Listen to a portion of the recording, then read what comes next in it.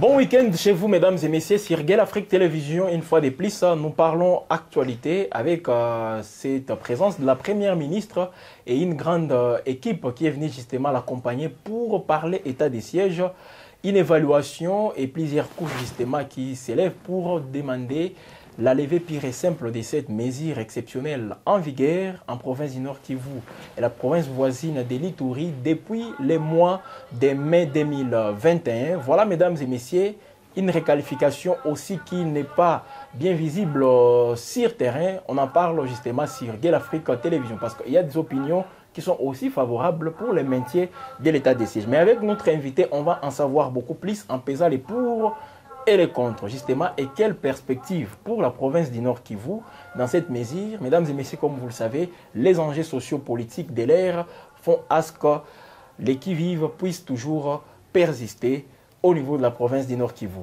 Nous sommes sur ces plateaux avec quelqu'un que vous connaissez bien, que vous suivez de temps en temps sur Gale Afrique Télévision. Lui, c'est Christophe Mouissa. Christophe, bonjour. Bonjour, messieurs les journalistes. Vous allez bien?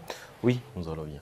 Alors, nous parlons état des sièges. D'abord, la présence de cette équipe gouvernementale conduite par la Première ministre Judith Suminwa vous inspire quoi, vous, personnellement? Donc, avant de parler de l'arrivée de la Première ministre, il faut parler d'abord du contexte, du cadre dans lequel l'état des sièges a été décrété, parce que c'est en vertu de l'article 85 de la Constitution qui donne effectivement les prérogatives au président de la République de décréter l'état des sièges pour, à un certain moment, endiguer une certaine situation sécuritaire en vue d'instaurer l'autorité de l'État.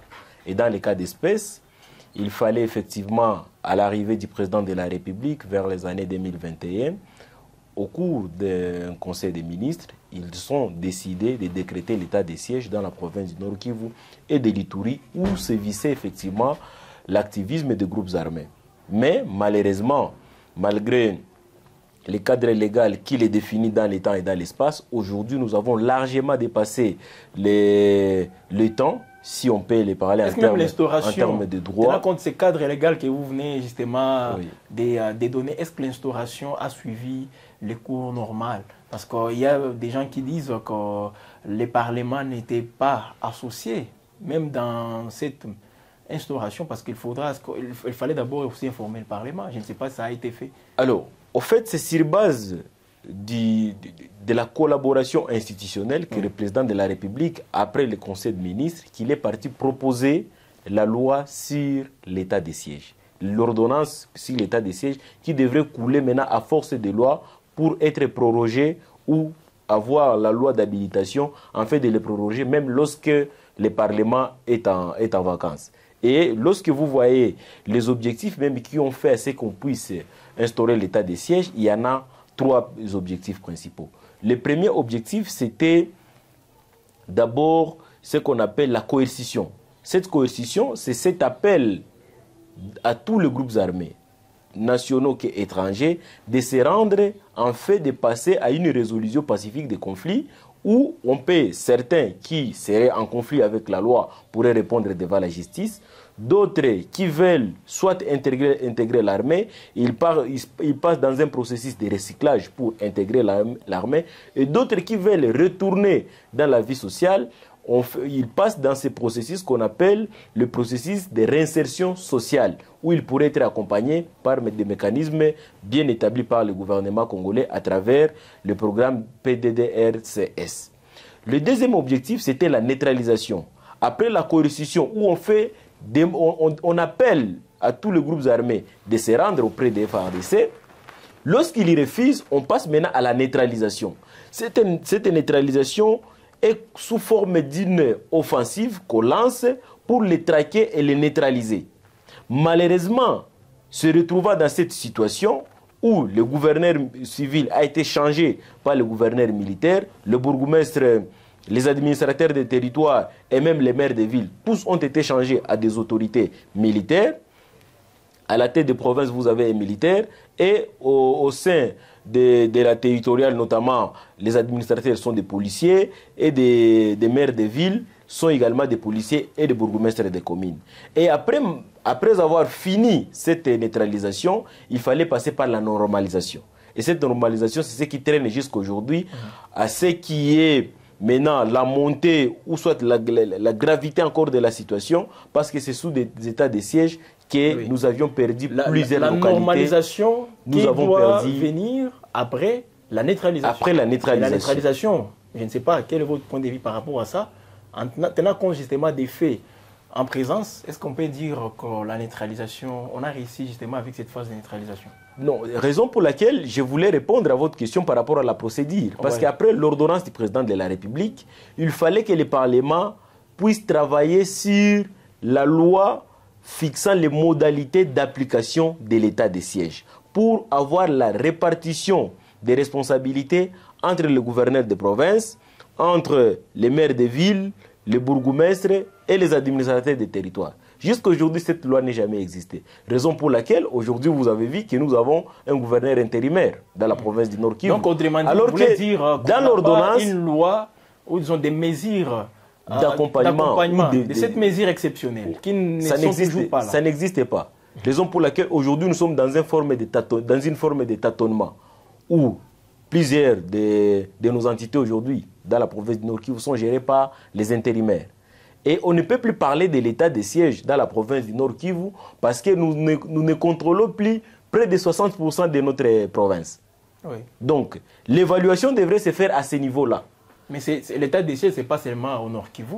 Il y a aussi la province de l'Ituri, où peut-être les actions du gouverneur Johnny Luboya Kachama peut-être sont saluées. Non, la question à se poser, est-ce que c'est pas seulement la province du Nord Kivu? Oui, effectivement. Est-ce que M. Johnny demeure le commandant des opérations à Ituri? Comme au Nord Kivu, le gouverneur n'est plus le commandant des opérations. Voilà, peut-être. Et s'ils ne sont plus commandants des opérations, maintenant, à quoi sert encore l'ordonnance fixant ou portant d'avoir décrété l'état de siège? Parce que c'est ça l'esprit même de la Constitution. Mais aujourd'hui, dès lors que le gouverneur de province n'est plus commandant des opérations, c'est-à-dire l'ordonnance fixant l'état de siège a perdu toute sa substance légale, politique et même institutionnelle. D'où la nécessité de la l'évaluation. C'est simplement. Non, au fait, la question de l'évaluation aussi, c'est une question plus politique que juridique. Parce qu'en termes de fonctionnement de la mesure de l'état de siège, l'évaluation se fait de manière institutionnelle et parlementaire. Parce que c'est après chaque 15 jours. C'est-à-dire les 15 jours donnent l'État aux parlementaires d'évaluer à leur niveau. Donc ça ne dépendait même plus du Premier ministre de revenir pour faire l'évaluation. D'autant plus que chaque 15 jours, ça se discute non seulement chaque vendredi en Conseil des ministres, mais aussi après chaque 15 jours, on doit venir avec les rapports. Voici les 15 jours que vous nous aviez apportés, voici les résultats, voici ce qui a marché, voici ce qui n'a pas marché. On vient d'élargir les champs dans cette évaluation. On associe aussi les mouvements... non, je vais y arriver. Le groupe de pression, les couches sociales. Non, je vais y arriver. Vous savez, en termes de contrôle, il y a le contrôle formel et le contrôle informel. Lorsqu'on associe les organisations de la société civile, c'est qu'il faut comprendre que les organisations de la société civile vont endosser ce qui est déjà décidé dans le cadre institutionnel. Parce qu'ils ne sont là que pour influencer. Ils ne sont pas là pour décider. Et cela a déjà été décidé, a déjà été discuté depuis du 14 au 16 août 2023, où on a fait appel à toutes les forces vives et les institutions provinciales pour aller discuter un état de siège. Et moi, je pense qu'aujourd'hui, il fallait venir avec l'application des recommandations de la table ronde et pas autre chose. Mais revenir encore ici pour évaluer de nouveau, alors que le prédécesseur de Madame Souminois lui-même avait fait des évaluations. Jusqu'aujourd'hui, nous ne connaissons pas les rapports finaux. De la table ronde organisée à Kinshasa, c'est à l'issue de ces travaux que le chef de l'État est venu avec une nouvelle ordonnance, justement pour alléger cet état de siège. Non, le déroulement de la table ronde en soi, c'était une erreur. Parce que moi, je vois aujourd'hui les tâtonnements dans la... ça se justifie? Non, ça ne se justifie pas. Pourquoi? Parce que, vous savez, cette table ronde devrait être organisée en amont, avant même de décréter l'état de siège, pour recueillir les avis des uns et des autres. C'est après avoir ressorti des conclusions que le chef de l'État devait prendre des décisions. Parce qu'avant de décréter l'état de siège, le président de la République, nous présumons qu'il n'a consulté personne, pas même le Parlement. Mais pourquoi pour les lever il faut faire appel à des évaluations, faire appel à des tables rondes. Là, nous violons le principe de parallélisme des formes et des compétences. Parce que c'est la même procédure qui a mis l'état de siège, qui devrait être la même procédure pour lever l'état de siège. Mais tout ce qui est en train de se faire aujourd'hui, moi je pense que c'est un gaspillage inutile de l'argent de l'État. Parce que dans tous les cas, la dernière décision reviendra au président de la République. Vous semblez minimiser le contexte. Si on peut appeler le Premier ministre, elle qui n'a pas le pouvoir de lever quelque chose, pourquoi il vient faire l'évaluation? Si ça pourrait être le président de la République lui-même, on comprendrait peut-être. Parlant des raisons ayant poussé les chefs de l'État à mettre en place cette mesure, entre autres la situation sécuritaire, aujourd'hui on ne peut pas dire qu'elle est favorable pour lever cette mesure. Alors c'est un contexte justement qui fait à cette mesure puisse continuer. Voilà peut-être là où on peut un tout petit peu réfléchir pour voir est-ce qu'il y a opportunité aujourd'hui de lever en fait cet état de siège. Non, l'état de siège devrait être relevé depuis longtemps. Parce que moi je vais revenir même en termes de la cartographie. L'état de siège a été décrété alors que la province du Nord Kivu était à 100% dans toute son entièreté. À part effectivement l'activisme des ADF et quelques entités où il y avait des groupes armés. Mais aujourd'hui, nous sommes quasiment occupés. Presque la moitié de la province est occupée. C'est-à-dire, aujourd'hui, le gouverneur de la province ne contrôle que le territoire de Walikale, la ville de Goma, la ville de Butembo et la ville de Beni. Walikale aussi une partie. Une partie, bien sûr. Parce que même dans le Grand Nord, vous verrez qu'une grande partie, c'est beaucoup plus dirigé par les EDF où la population n'a pas la possibilité, où l'autorité de l'État n'est pas effective. Et vous avez malheureusement la mutualisation de plusieurs forces ici. Nous avons la SADC, présente ici. Nous avons le Burundais ici. Nous avons la MONUSCO ici. Et nous avons également les VDP, les Ouazalem qui sont ici. Dites-nous, quel est le pouvoir du gouverneur de province dans une aussi complexité de forces militaires en présence ici. Lui qui n'est même pas les commandants de ces opérations, parce qu'à ses côtés, il y a le commandant des opérations, il y a le commandant région, il y a les différentes zones opérationnelles. Que ce soit au niveau de la province, au niveau des villes, au niveau des communes, ce sont toujours des militaires qui sont là. Alors, les remplacer, ces militaires là où ils ont échoué, est-ce que vous voyez les civils venir et réussir? Non. Ou soit c'est peut-être une façon ne faisons pas de la confusion de mettre en place des mesures beaucoup plus efficaces pouvant accompagner cet état de siège. Non, ne mettons pas notre population en confusion. L'armée n'a pas été faite pour gérer la cité. L'armée a été faite pour combattre. Mais l'état de siège, défendre l'intégrité, de gérer défendre dans un temps aussi. Non, même si on levait l'état de siège aujourd'hui, l'armée doit continuer avec sa mission de protéger l'intégrité du territoire et de nous défendre contre toutes les menaces intérieures comme extérieures. Donc, il ne faut pas faire comprendre à la population que si on lève l'état de siège, c'est-à-dire l'armée va cesser de combattre. L'armée doit poursuivre sa mission, mais ici, l'esprit, c'est de revenir à l'ordre constitutionnel. Parce que vous savez, même au niveau de la table ronde, il y avait 3 commissions qui ont été mises en place. La première commission, c'était la commission de ce qui était pour le maintien de l'état de siège. D'autres étaient contre le maintien de l'état de siège. Et d'autres étaient pour une mesure hybride qu'on appelle la requalification. Ce qui n'a pas de sens juridique. Ce qui n'a pas de soubassement juridique. Alors, dites-nous, si on levait l'état de siège et on remet le pouvoir aux civils et qu'on renforce encore la puissance des FARDC, sur le terrain, il faut continuer à le faire. Nous avions gagné la guerre du 1-23 en 2013 ici, sans qu'il y ait état de siège. Ce n'est pas dans le même contexte. Le contexte, qu'est-ce qui a changé? C'est pas dans le même Vous êtes journaliste, dites-moi qu'est-ce qui a changé entre 2013 et 2023. Quel est le contexte? Nous avons le président de la République, nous avons des zones opérationnelles, nous avons les hauts commandements d'état-major, et aujourd'hui, on est en train de combattre dans les groupes armés dans la province orientale. Ce n'est pas à dire qu'il y a état de siège dans l'ancienne province orientale. Donc, en fait, vous êtes en train de vous inscrire en faux par rapport à tout ce que la Première ministre est venue faire ici avec toute cette délégation, parce qu'il faut aussi le rappeler, son prédécesseur, Sama Lukonde, avait fait les mêmes exercices, toujours ici au Nord Kivu, mais également dans la province de l'Ituri, la même évaluation avec les mêmes couches.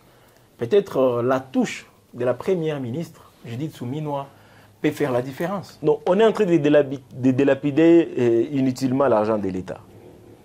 Elle-même, lorsque vous suivez toutes les délégations qu'elle a ici, il vous dit clairement que ce n'est pas à lui qui reviendra la dernière décision. Maintenant, si ce n'est pas à elle de prendre la dernière décision, qu'est-ce qu'elle est venue faire? Parce que ce qu'elle a pu faire ici, ça pourrait être même dans une mission parlementaire. Il y a récemment, les députés étaient en vacances. Il y a des débats qui se font et s'organisent régulièrement à l'Assemblée nationale à chaque fois qu'on veut proroger l'état des sièges. Oui. C'est-à-dire, ici, le président de la République, au-delà peut-être de la bonne intention qu'il pourrait avoir, mais moi je pense que de l'autre côté, il y a une forme de punition qu'on veut infliger à l'administration des civils dans la province du Nord. Mais il y a plusieurs formules politiques. Si c'est les autorités civiles qui étaient là ont failli, on peut juste les remplacer par d'autres civils. C'est simple. Mais oui, mais malheureusement, là, on les remplace par des militaires. Et alors, le gouverneur lui-même, à un certain moment, il se plaint qu'il n'est pas le commandant des opérations. Derrière toutes ces prorogations, cette façon justement de ne pas écouter, c'est là qui estime qu'il est opportun aujourd'hui de lever l'état des sièges. Qu'est-ce qui se cache derrière tout ça? Il y a plusieurs intérêts qui entrent en jeu. D'une part, ce sont des intérêts politiques. De l'autre côté, moi, je pense qu'il y a des intérêts militaires aussi. Il y a plusieurs militaires qui ne veulent pas voir cette histoire finir. Mais de l'autre côté, il y a aussi la peur de la honte du président de la République. Parce que quelqu'un se dit, moi, j'ai mis cette mesure pour effectivement endiguer l'insécurité dans la province du Nord Kivu. Et aujourd'hui, plus de 3 ans après, cette mesure ne parvient pas à être efficace ou à produire des résultats. Et si je l'ai levé, quel sera mon sort vis-à-vis, par exemple, de l'opposition ou de la société civile et toutes les autres voies critiques? Et mais pour cette paire, on peut avoir une mesure impopulaire pour les uns. Ça n'existe pas une mesure impopulaire dans les cas d'espèce. Par exemple, aujourd'hui, comme il y a des couches qui sont contre la prorogation de l'état des sièges, et quand on proroge, ça devient déjà impopulaire. Ça ne raconte plus peut-être... Non, vous savez, quand on gère une république, il y a un certain moment, on ne peut pas y mettre des états d'âme. Le président de la République doit comprendre forcément qu'il s'est induit en erreur, peut-être pas ses collaborateurs, lever l'état des sièges et accorder tous les moyens nécessaires au FARDC en fait de gagner cette guerre. Moi, je pense que ça serait l'une des véritables réalisations que le président de la République pourrait faire, ou soit, sous même cet état des sièges, comme c'est à lui que reviendra la dernière décision de maintenir ou de lever, en tout cas de continuer à renforcer les FARDC, parce qu'aujourd'hui, si on levait cet état de siège, et c'est de là qu'on l'attend au tournant, pour, par exemple, tenter de réviser la Constitution comme les politiques le prétendent, ou soit pour continuer à punir une communauté qui penserait être majoritaire en fait de diriger la province, alors qu'à ce niveau-là, nous savons aussi des tiraillements qui se font. Le président de la République s'est dit, est-ce que j'aurai encore une mainmise sur cette province une fois que je lève l'état des sièges? Est-ce que j'aurai le contrôle de nommer dans les jours à venir peut-être, à l'issue, comme vous l'avez dit, ces projets qui ont en cours changer la Constitution, nommer les gouverneurs? Ça n'existe pas, parce que... En changeant la Constitution, peut-être, ça peut lui permettre, ça peut lui donner une brèche pour les faire. Non, vous savez, nous devons savoir comment établir l'ordre de priorité. Non, c'est un autre débat, justement. Établir l'ordre de priorité. Aujourd'hui, tout le monde connaît que l'état des sièges a failli. Et au niveau politique, ils sont en train de voir aujourd'hui ce qu'on appelle la réqualification. Et ils peuvent arriver à faire ce coup-là. Mais lorsqu'on va réqualifier... En suivant déjà ces mariages qui existent... Des faits, nous sommes déjà dans une réqualification. Parce qu'il est arrivé jusqu'à ce que le gouverneur militaire a nommé des administratifs civils en disant « je nomme un porte-parole civil ». Comment vous, un militaire qui avait déjà un porte-parole et toute une administration militaire, vous parvenez encore à nommer un porte-parole civil? Ça n'existait pas. Donc on commence maintenant à colmater les brèches pour essayer un peu de tromper la vigilance ou soit de continuer à rendre la vie de plus en plus difficile, alors qu'en réalité, ça se voit que c'est du tâtonnement. Ça ne marche plus. Ça ne marche plus et pour ça, il faut tirer toutes les conséquences nécessaires. Et les conséquences aujourd'hui, comme je le disais, la première et la grande évaluation qui devrait être faite, c'est en termes de cartographie. Nous avions décrété l'état des sièges lorsque nous contrôlions 6 territoires. Aujourd'hui, nous n'en sommes qu'à 2 et 3 villes que nous contrôlons, pas même 2. C'est le Walikale. Parce que même à Beni, l'autorité de l'État, comme je le disais, ce n'est pas instauré. Walikale aussi, voilà. Si vous prenez Nyiragongo, c'est quasiment une petite partie de Nyiragongo que nous gérons. C'est-à-dire, donc, si on fait l'évaluation, il faut d'abord aller dans ce sens-là. la cartographie de la province. Et si on peut l'appeler gouverneur du Nord Kivu, il y gère où? Il y gère quoi? Il y gère qui? En termes de population.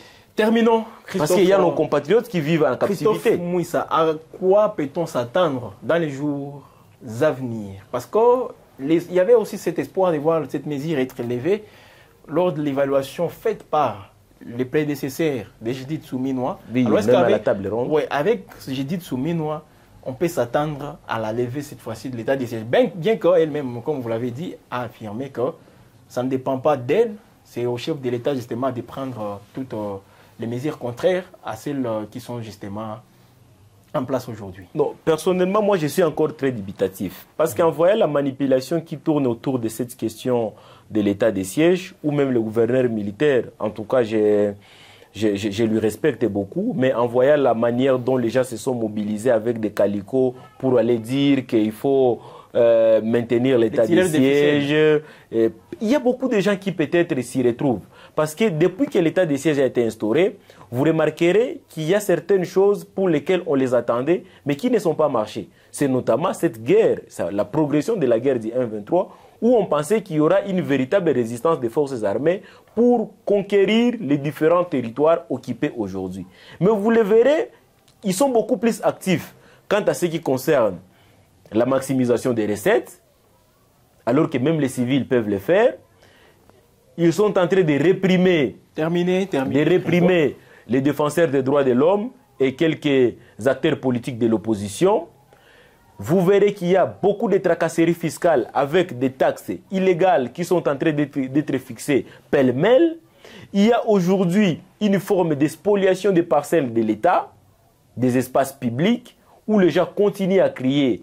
Et moi, je pense que par rapport à tout ça, aujourd'hui, les militaires n'ont plus raison de continuer à gérer la cité. Il faut qu'on lève cet état de siège et que les militaires se concentrent sur les lignes de front, combattre l'ennemi et qu'on laisse les civils la gestion comme cela a toujours été de coutume et comme le veut d'ailleurs la Constitution, parce qu'aujourd'hui, plus de 3 ans d'IRA, on ne peut pas dire quand même qu'une mesure exceptionnelle puisse durer autant d'années alors qu'on ne voit plus de résultats. Donc, à mon sens, et peut-être pour la majorité des Congolais, ils veulent voir cet état de siège être élevé, en fait que nous puissions aujourd'hui, en tant que non seulement des citoyens, mais aussi des députés que nous avions élus, puissent exercer un certain nombre de contrôles sur l'exécutif. Ce qui est très grave, malheureusement, c'est de là que je vais finir. Aujourd'hui, sous l'état de siège, on n'a aucun moyen de contrôle sur les militaires. Ils sont juste les seuls répondants, soit le ministre de l'Intérieur, lui d'ailleurs, qui n'a pas assez de pouvoir sur eux, et directement au président de la République, parce que c'est lui qui les avait nommés, et au vu de la théorie de l'acte contraire, il n'y a que celui qui a nommé qui peut révoquer. Donc nous entendons plus le président de la République autour de cette question. En tout cas, dans les cas contraires, moi je pense qu'il est en train de se faire haïr de lui-même par ce peuple qui lui a donné le suffrage de voix pour qu'il devienne leur représentant. Merci beaucoup, et si cela n'est pas le cas, c'est que nous serons désolés encore une nouvelle fois de plus qu'après cette visite des Souminois, que nous ne puissions pas avoir des résultats escomptés attendus par la population. Alors, chers internautes, vous qui êtes sur Gueule Afrique Télévision, quelles sont aussi vos attentes par rapport à cette visite de cette équipe gouvernementale? Il y a aussi les députés et sénateurs qui sont venus pour parler encore état des sièges. Énième évaluation, et il faut justement qu'on puisse tirer peut-être des conclusions. Vous avez aussi la possibilité de les faire en commentaire.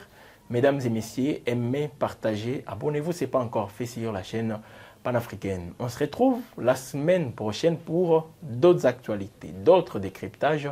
Et je crois que vous serez toujours très bien édifiés.